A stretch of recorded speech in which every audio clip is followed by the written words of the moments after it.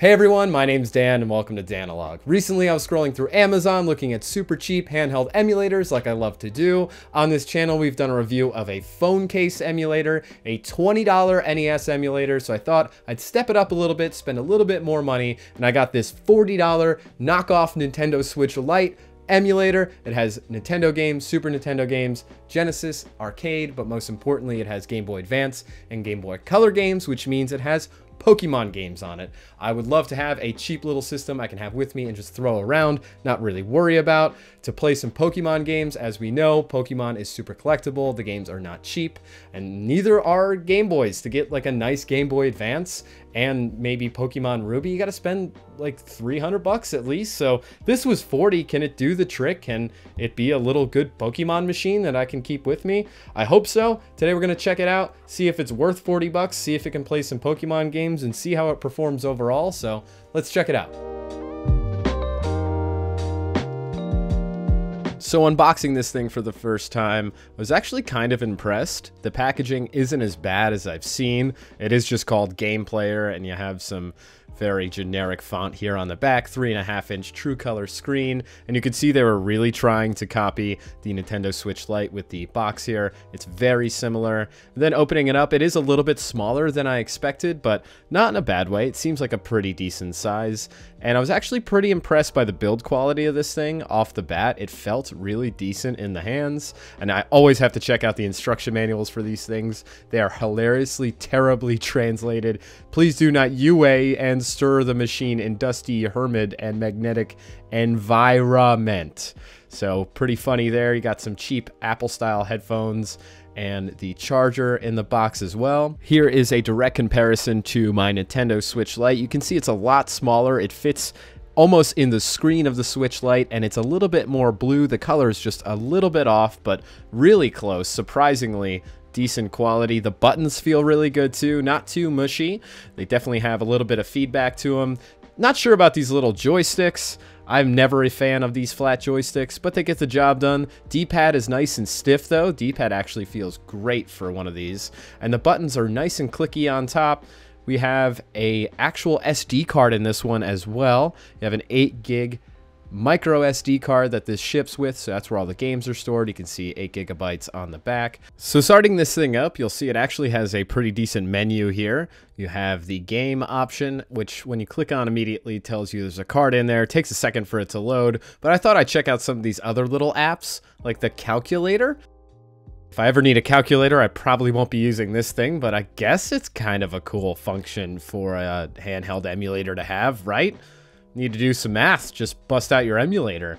There's also this recording feature on here, which I thought was kind of funny. There is no mic on this though. Maybe it would work with headphones, but I tried and it didn't record anything. So without further ado, let's get into the actual games themselves, which there are a lot of. Apparently there are 700 games on here, spanning from Super Nintendo, Sega Genesis, NES. You also have some arcade games, and then Game Boy Advance and Game Boy Color, so a little bit of everything as far as retro stuff goes. The first game I decided to try was Super Mario World. This is one of the best games ever, so what a good place to start. This is the load up screen, pretty straightforward, pretty simple, but the game loaded up just fine, just like it would on a real Super Nintendo, and actually looks really good. One of the main complaints I saw in the reviews for this item was that the screen wasn't very good, but even shooting it straight off the screen into the camera, it looks just fine.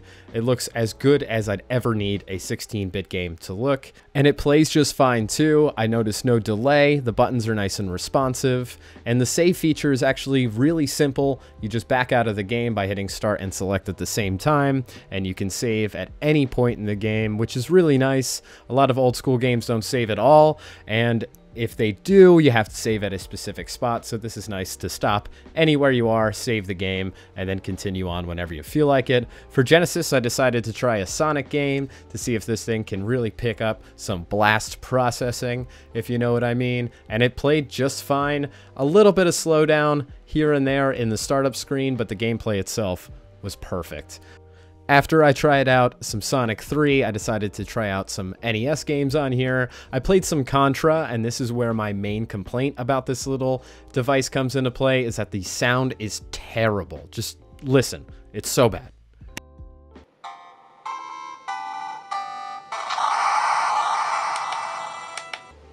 So I guess the combination of the really cheap speakers and the compressed audio from the ROM really don't do this thing any favors. And this version of Contra is also really strange. I started out with the spread gun, and I have a bunch of lives, so I guess it's kind of a hacked ROM. I decided to try out some arcade games next with Metal Slug 5. It's a pretty intense game, so I thought it would push this to its limits. It took a little bit longer to load than all of the other games I tried, but it started up and played just fine, so I'm really happy to have a way to play Metal Slug. And there are a ton of other arcade games on here, so if you're looking to play some arcade games you grew up with, then this might be a good device to pick up. Next, I tried the Game Boy Advance games on here, and obviously I had to try out some Pokemon. I tried to load Pokemon Ruby, but unfortunately it just would not work. There was no Sapphire on here, just Ruby, and Ruby just gave me a white screen over and over again, and I was pretty disappointed because Ruby is one of my favorite Game Boy Advance games, one of my favorite Pokemon games, and it's really expensive to get an authentic copy of, so I thought this would be a good way to play Ruby, but unfortunately not. It does play Fire Red and Leaf Green though, so if those are Game Boy Advance Pokemon titles that you do want to play, this will definitely work for you. You'll see here I played some of Fire Red and it worked just fine. It looks good, controls really great, and saving is even easier on this little emulator compared to a real version of the game because you can just back out. You don't have to go through the whole menu screen of Fire Red itself. You can save right through the device, which makes it really easy. So all of the first and second gen Pokemon games are on here and they all work perfectly. We have red, blue, silver, gold, yellow, crystal. They're all here, so if you're a huge fan of the first and second gen Pokemon games like I am, those are personally my favorite. This is a great little machine. The screen looks way better than all the original Game Boys. Everything about this makes for a better Pokemon experience, but unfortunately it's only the first and second generation, which is okay with me. Alright, so there we have it. I'm actually pleasantly surprised with this little thing. For 40 bucks, it does a lot. It's pretty powerful. Unfortunately, it doesn't have Ruby or Sapphire or any of the really good Game Boy Advance Pokemon games like I was hoping it would have, but it still has Crystal, so it's a good machine just for that. I can just keep this with me and start a Pokemon Crystal on here and continue to play through it and have this as just my Pokemon Crystal device. So it actually works out pretty good. If you want to play the old school, like the first gen, second gen Pokemon games, highly recommend this. If you're looking for something to play the Game Boy Advance games, maybe get something else. I'm thinking about getting something a little bit better in the future, so keep your eyes out for more emulator videos. I'm going to be getting some better ones and maybe even some better ones after that. Like the video if you liked it, subscribe to the channel, it really helps out. I really appreciate all the support on this channel. Thank you so much for watching, and I'll see you soon.